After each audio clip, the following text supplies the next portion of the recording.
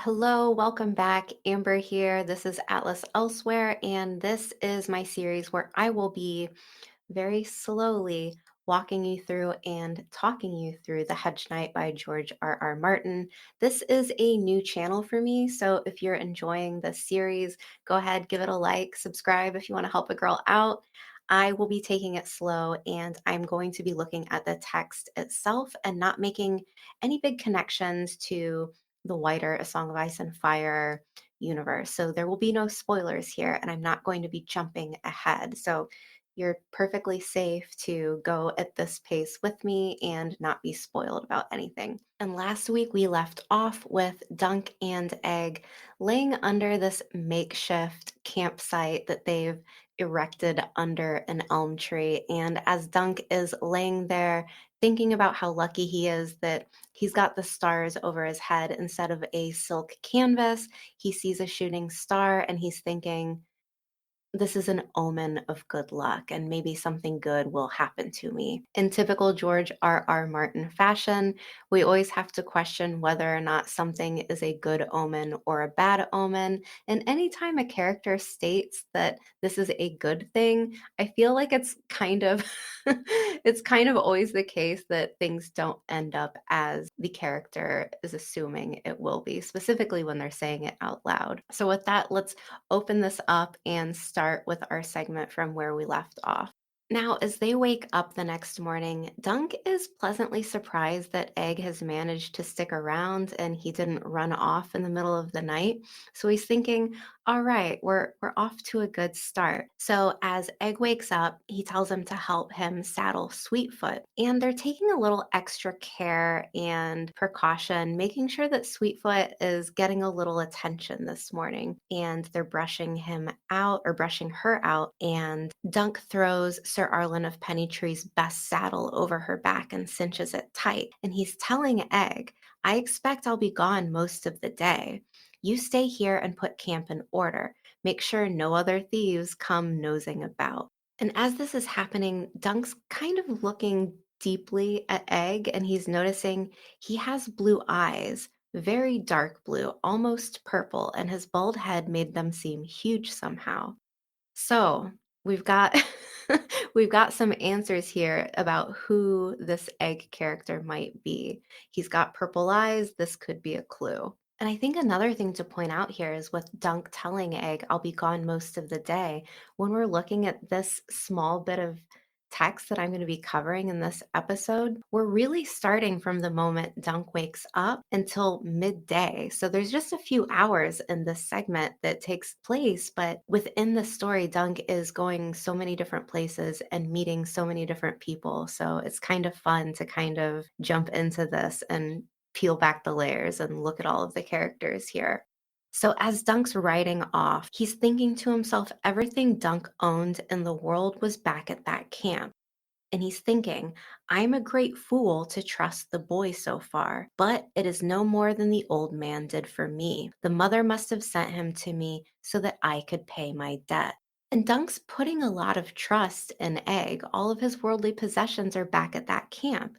If he wants to succeed in this tournament, he needs the horses, he needs his armor, he needs all of his things.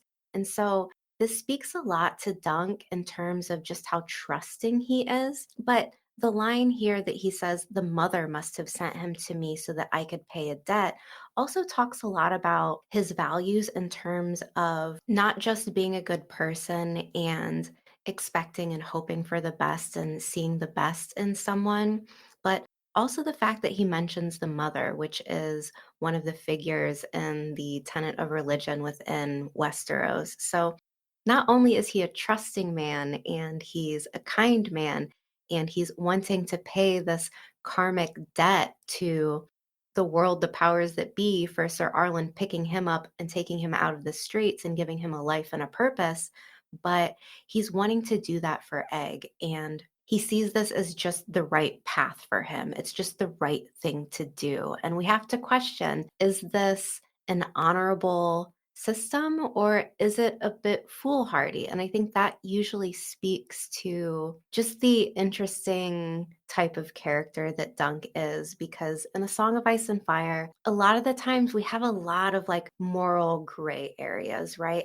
It's not very often that you come across a character that is so hopeful and so dutiful, honoring the mother, honoring the gods, and wanting to do what's right in terms of how he was raised and passing that knowledge down to a new squire, someone he can mentor, just like Ser Arlan did with him. So he's really trying to pass the torch down from Ser Arlan to him to this egg character. Now, as Dunk is riding into the town of Ashford, we're getting a little exposition about the noise he's hearing and the bustling nature of the new pavilions that are going up for the tournament. He can hear the hammering from the carpenters and he can smell the bacon cooking and the wood smoke. And he's also noticing the castle and really taking it in. He first says he had seen many a market town during his journeys with Ser Arlan, but this one was prettier than most. A whitewashed house with thatched roofs and with an inviting aspect to them. And he thinks to himself when he was smaller, he used to wonder what it would be like to live in such a place, to sleep every night with a roof over your head and wake up every morning with the same walls wrapped around you. It may be that soon I'll know, and egg too. It could happen. Stranger things have happened every day. So, with this paragraph here, I think what's really important to look at is how much Dunk is yearning for stability. And we have it specifically in the descriptor of having the walls wrapped around you, almost like hugging you, right? He's been on the road for his entire life with Ser Arlan, and he's very thankful for being pulled up out of the brothels of Flea Bottom to have a purpose and have a job. But he's also seeking comfort. He's been under the supervision of Ser Arlan this whole time, and they've been working under different lords as hedge knights, traveling the world. And so he's really contemplating what would it be like to sleep every night and wake up in the same place? What kind of life would that mean for him? It's a way out.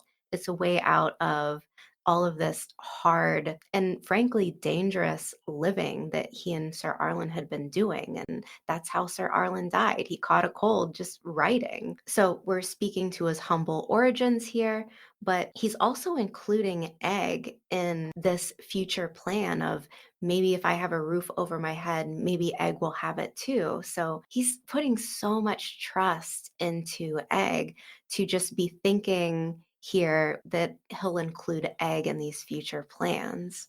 So as we get to the castle, Dunk is searching for the men at arms. And as he finds them, he sees their captain and he's asking the captain, I need to find the master of games. And the master of games is the person that's in charge of, I guess, taking names for the tournament. So the captain says, it's Plumber you want. I'll show you the way to him. So as they're kind of journeying towards their location, Dunk slung Ser Arlan's battered shield over his shoulder and followed the guards. And as they're walking, one of the guards says, come to enter your master's name for the list. Or actually, the captain asked this as they're climbing.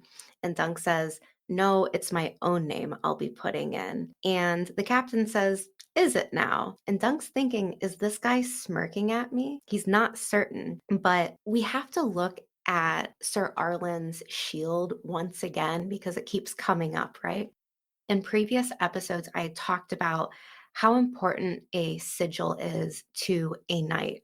And Dunk sees knightlyhood as something to be proud of, something that has honor, something that has purpose. But he's also using Ser Arlan's shield as a bit of a security blanket because he doesn't have a sigil himself. And despite him being insecure, he's kind of using that to kind of booster his own morale. But on top of that, we have to kind of wonder, is there something more to it? Is it the shield has meaning to him? Is he just insecure, or is there something else that's going on here? I think another interesting sentence is the captain assuming that Dunk is here to put his master's name in the list.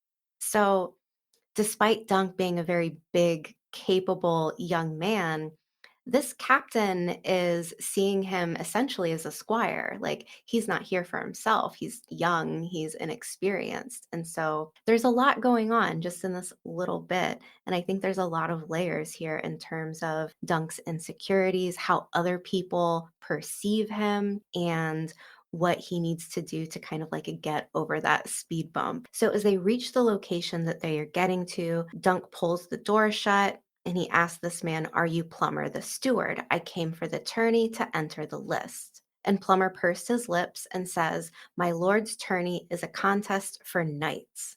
Are you a knight?" And Dunk nodded, wondering if his ears were red. Plummer asks, "A knight with a name, mayhaps?" And Dunk says, "Dunk."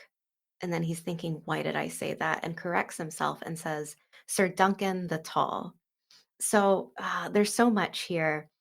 We're meeting Plummer, but also Plummer is immediately sizing up Dunk and says, "My lord's tourney is a contest for knights. Are you a knight?" And last episode, we had talked about knighthood and the question of it because he had mentioned that Sir Arlan had knighted him, but we haven't seen that happen. So we have to question, did it really happen, or is it just something that Dunk's saying because he needs to get through this tournament? And here, this line right here with Dunk saying he wondered if his ears were red. Someone blushing or their ears turning red might be a sign that they're lying or they're insecure or ashamed of something. And so I think this is really pointing us into the direction of, the question of Dunk's knighthood. And also him saying Dunk, just you can tell that he's kind of caught off guard. His head might be in another place right now because he just says Dunk and the guy's like, "What?" And he's like, "No, no, no. I mean Sir Duncan the Tall." And so he's got this quick recovery. So Plummer asks him, "And where might you be from, Sir Duncan the Tall?" And Dunk says, "Every place. I was a squire to Ser Arlan of Pennytree since I was 5 or 6. This is his shield." He showed it to the steward. "He was coming to the tourney, but he caught a chill and died, so I came in his stead. He knighted me before he passed with his own sword." Dunk drew the long sword and laid it on the scarred wooden table before them. So now we have a little bit of an idea why he brought this shield along. It wasn't just to booster his own confidence, but he needed Sir Arlan's sword and his shield as a way to confirm whether or not Dunk is telling the truth and who Sir Arlan is and prove that he was knighted. But you kind of get the idea he's also kind of vamping a little bit. Like, he's quick on his feet and he's got the shield and sword ready. So he has prepared that bit so far, but he's still kind of caught a little off guard. Dunk's saying Sir Arlan always meant for me to be a knight as he was. When he was dying, he called for his longsword and bade me kneel. He touched me once on my right shoulder and then on my left and said some words. And when I got up, he said I was a knight. And Plummer is just kind of like, okay, well, any knight can make a knight. That's true, though it is more customary to stand a vigil and to be anointed by a septon before taking your vows. Were there any witnesses before your dubbing? And again, like, I think Dunk is really vamping here. And he says, "There was only a robin up in a thorn tree. I heard it as the old man was saying the words." And so he's like, "Yeah, there, there was someone who saw it, but it was a robin." And he's quick on his feet here to kind of like have an answer for everything. And as he goes on, he's talking about the words that he said during his knighting. So Dunk says, "He charged me to be a good knight, to obey the 7 gods, to defend the weak and innocent, serve my lord faithfully, and defend the realm with all my might. And I swore that I would." And so with these 5 things, right, we're really looking at what Dunk himself is attributing these 5 main core tenets of knighthood, because this is how he answers, right? To be a good knight and be true. So to be a good person, to be true to your word, to obey the 7 gods, to be a godly man, take part in the religion, to defend the weak and the innocent, so looking out for someone who is beneath you, and to serve my Lord faithfully, so keeping his word and trusting that he will make good on whoever that he's indebted to and whoever he's under service to. And the last tenet is to defend the realm with all my might. And I really love this line because if Dunk is kind of vamping, if he doesn't really exactly know the words to knighthood, for him to say to defend the realm with all my might, it's it's really cute, and it almost sounds like something a small child would come up with when they're thinking about, like, what knighthood is. Defend it with all my might. But we also know that Dunk knows he's a big guy and he's a strong guy. And so I think he's almost kind of telling himself, like, this is what I have to offer in this world. Like, I could defend the realm with all my might.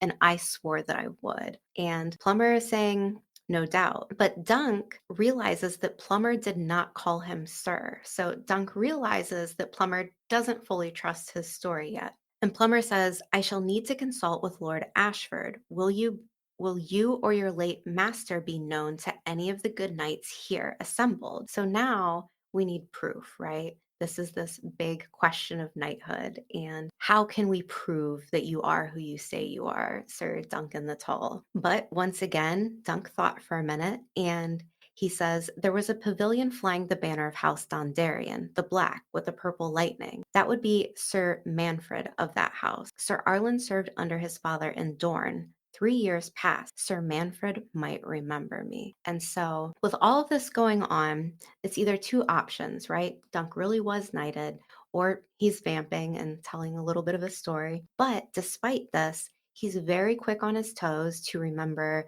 the heraldry of the tents from the campgrounds that he saw when he made his way into Ashford the first day.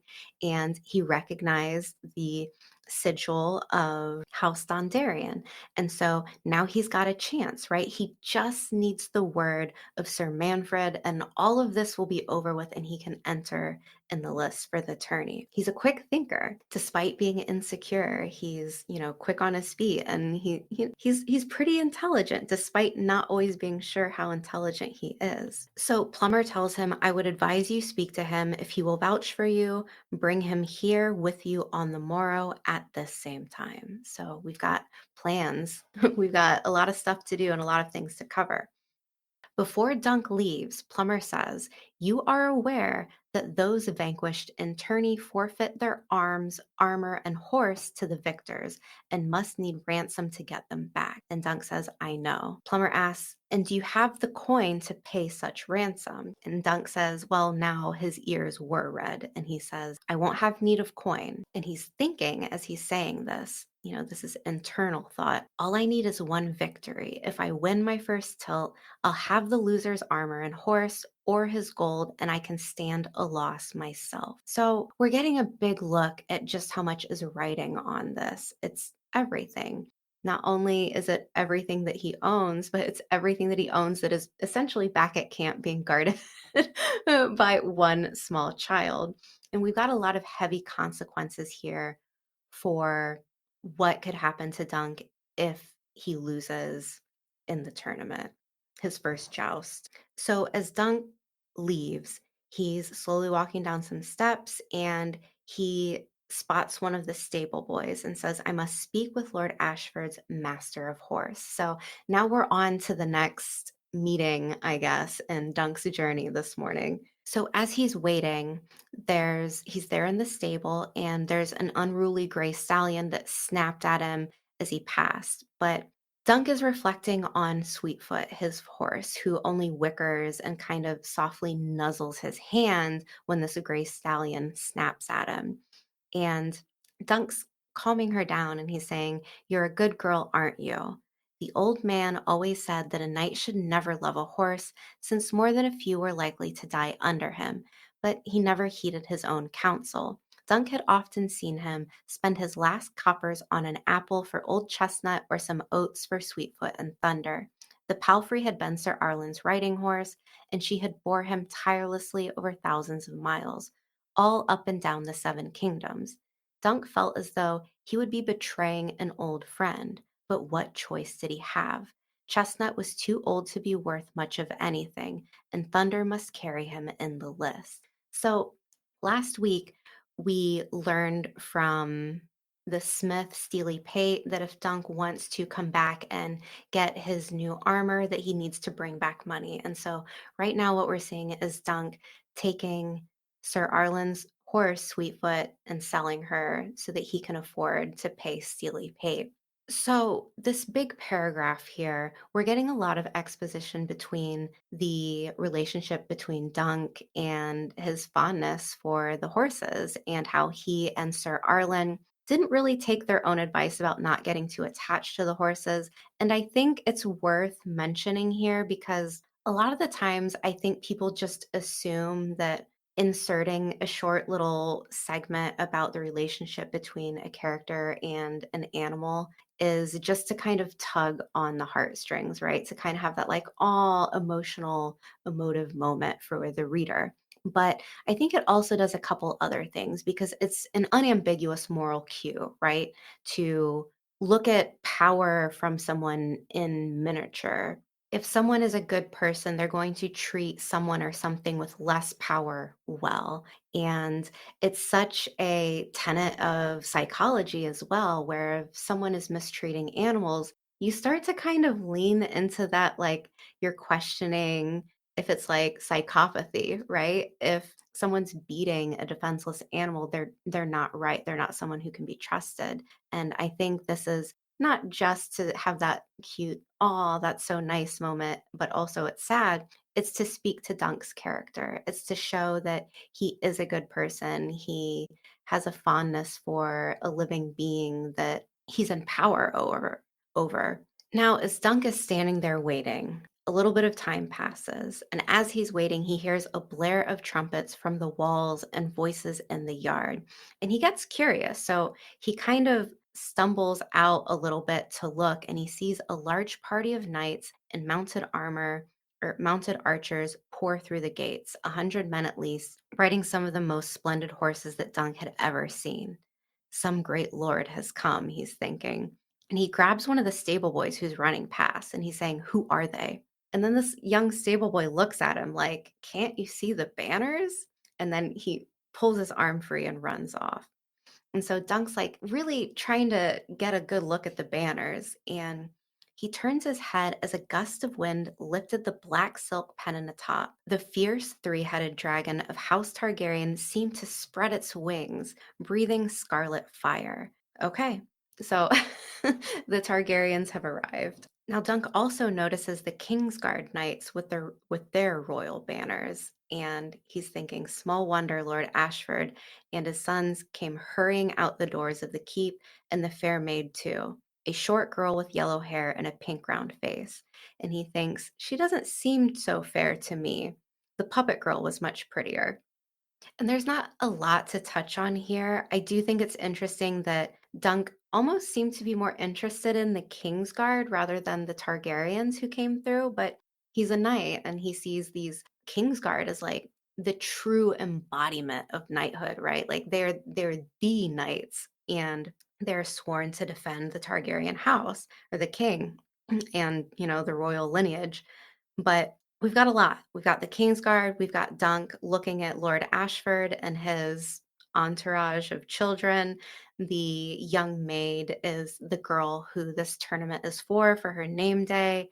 And Dunk's like, despite all of this happening, all of this going on, the spectacle of all of it, his mind goes straight to the puppet girl, which I think is it's really cute.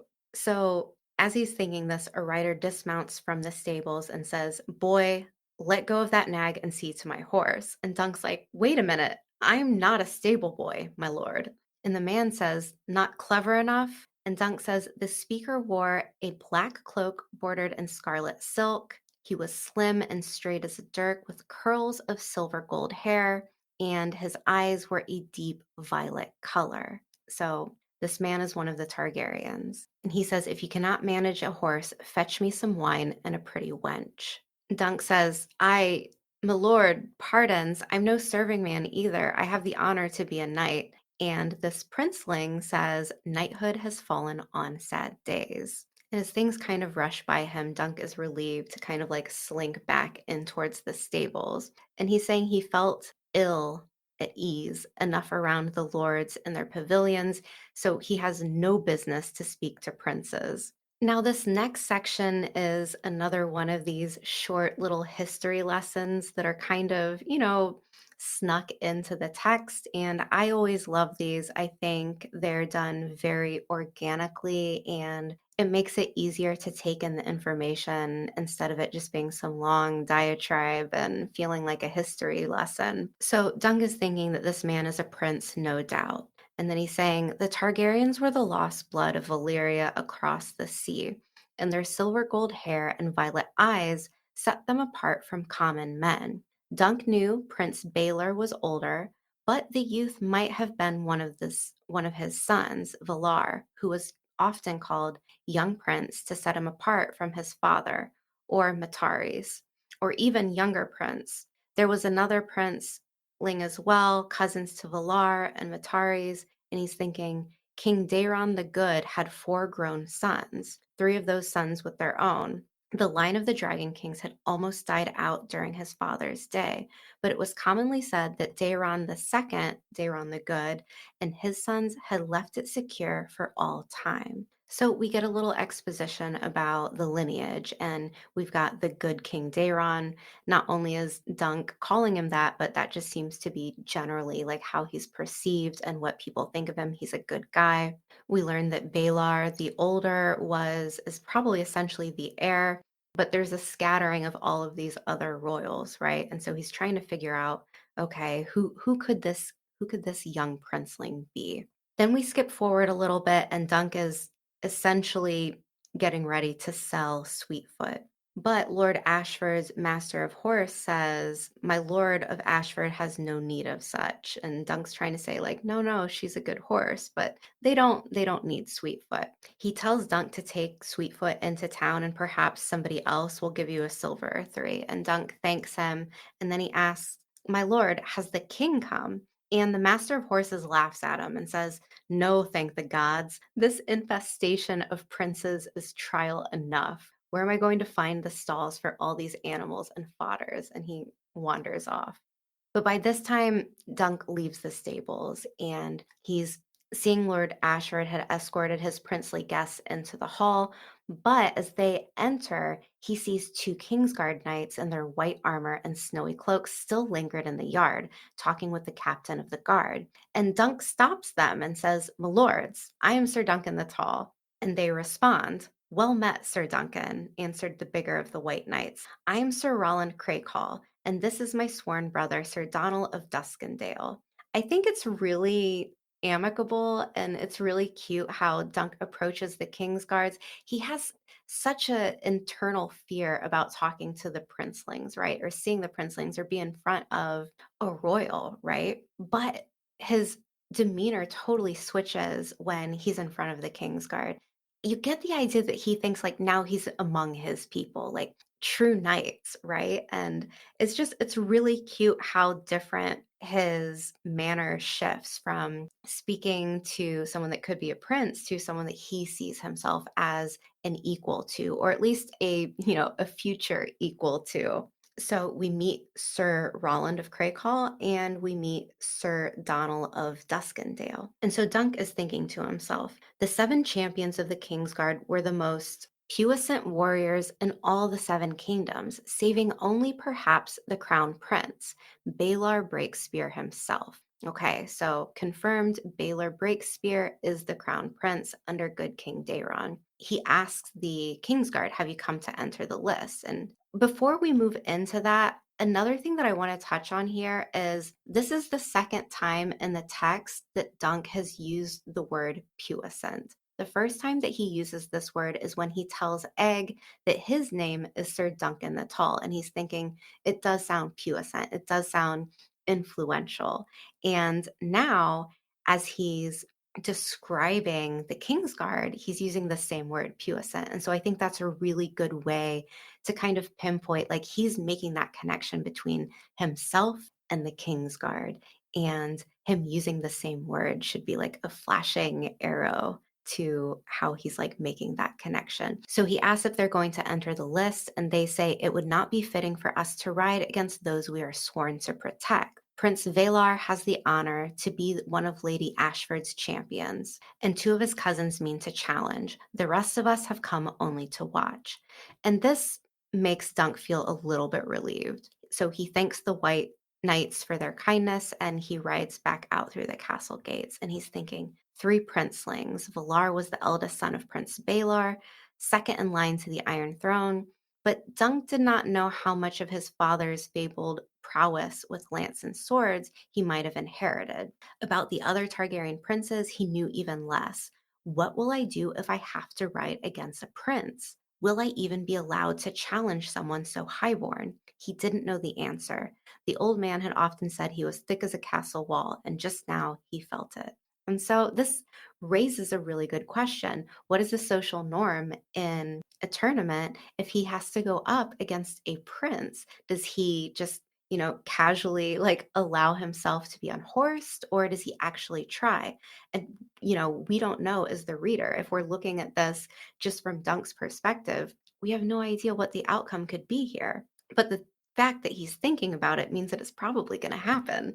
So he does take Sweetfoot out into Ashford and he finds someone who liked the look of her. They settle on 750 silver stags, and Dunk makes a promise to Sweetfoot saying, if I win, I'll come back to buy you again. So he's handed his coins. He gets two, well, in all, he gets three dragons, and the first two look all right. They have King Daeron's face on it, but the third one was older and well worn, and he's noticed that there's a little bit of shaved gold off the side. So he flags the man down and he's like, hey, like, don't don't try to pull a fast one on me. And so the guy reluctantly gives him a few more coppers and sends him on his way. But he ends up giving the coppers right back and says, that's for her, talking about Sweetfoot. See that she has some oats tonight and some apples too. I don't believe that this man is going to use the coin that Dunk gives him back to feed the horse. I think he's just going to pocket it, but who knows?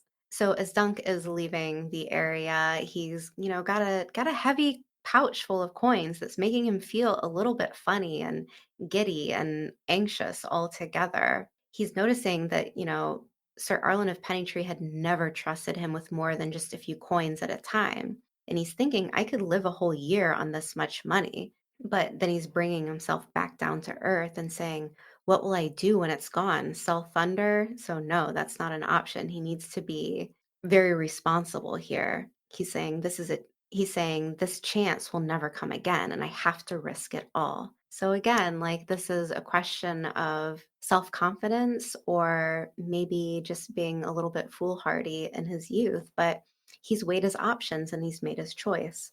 As he's headed back through the town, he's noticing that puppeteers are back and they are finishing with another puppeteer fight. And Dunk stops to watch the wooden dragons being slain.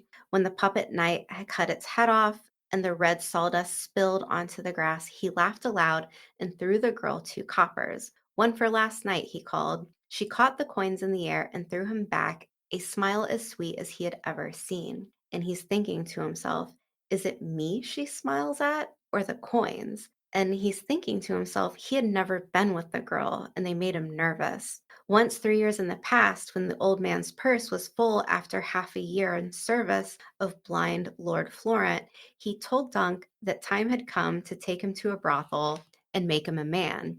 He had been drunk, though, and when he was sober, he didn't remember, and Dunk had been too embarrassed to remind him. And he's thinking, he's not certain he would have wanted that anyways. If he could not have a highborn maiden like a proper knight, he wanted only someone who at least liked him for more than his silver. And so, again, like we're getting into the morals of Dunk and how he envisions his future and what type of woman he's looking for. And so he goes to the girl and he asks her, will you drink a horn of ale? And she says, I thank you, my lord, but we have another show. And then she gets up and kind of runs off. And Dunk's just standing there feeling a little stupid. But he's thinking he likes the way she runs. She's pretty and tall. I wouldn't have to kneel to kiss that one. And then he's mentioning, but I do know how to kiss. A tavern girl had shown him one night in Lannisport a year ago, but she'd been so short she had to sit on a table to reach his lips. The memory made his ears burn. Okay, so that's another time that we're thinking about his ears burning when he's embarrassed. And the last time he mentioned his ears burning was in association with being knighted. Anyways, the memory made his ears burned. What a fool he was. It was jousting he should be thinking about, not kissing. Now, overall, I really liked this smaller segment of the story. We're meeting so many new characters, and we're going from many different locations and getting a really wide look at the different types of people who are here at this tournament. We met Sealy Pate last week. This week, we're meeting the captain, we're meeting the Kingsguard, we're meeting some Targaryens, we are meeting more stable hands, and we're getting a bigger look at the castle grounds and the tournament grounds and just all that's happening. And it's all in very quick succession.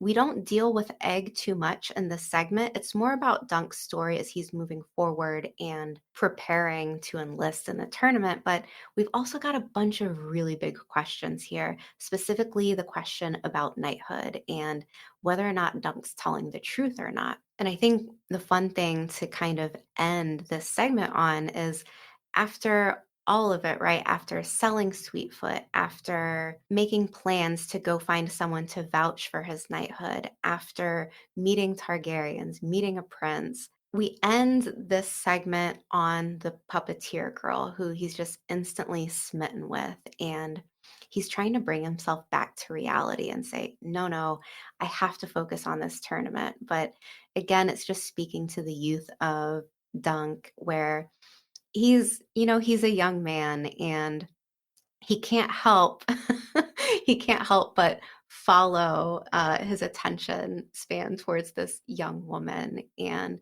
not only is he just kind of smitten with her and how she looks, but the big aspect for him here is she's beautiful, but she's tall. And he's thinking, we would line up okay, and I wouldn't have to bend down to kiss her. And I think he's seeing her a bit as an equal. Like, she could be potentially someone that would like him for who he is, not his money or lack of money. And he's a bit of a romantic at heart, and he is kind of poetic. A lot of the things he describes in terms of this puppeteer and what she looks like also reminds me of how he describes things that are associated with knighthood and tournaments, right? He's talking about the castle walls kind of like hugging him, and stability and just the excitement of this tournament, almost with the same kind of flutter in his chest about this woman. And it's a lot of good stuff. He's young, he's excited, he's making a lot of big decisions, and we have to wait until the next segment to see what happens next. And so, with that, that kind of wraps up this segment. If you enjoyed this, help a girl out, give me a like, give me a subscribe. This is a newer channel for me, and so it's very slowly growing. It's always hard starting a new channel, but it's been really nice kind of getting to focus on other things besides my one Wheel of Time centric channel. And I'll be definitely finishing this up before A Night of the Seven Kingdoms airs on HBO. And so I've got it all planned out. So this will be wrapped up the week before that airs. So if you want to be prepared for when that comes out, keep watching, and I'll see you back next time.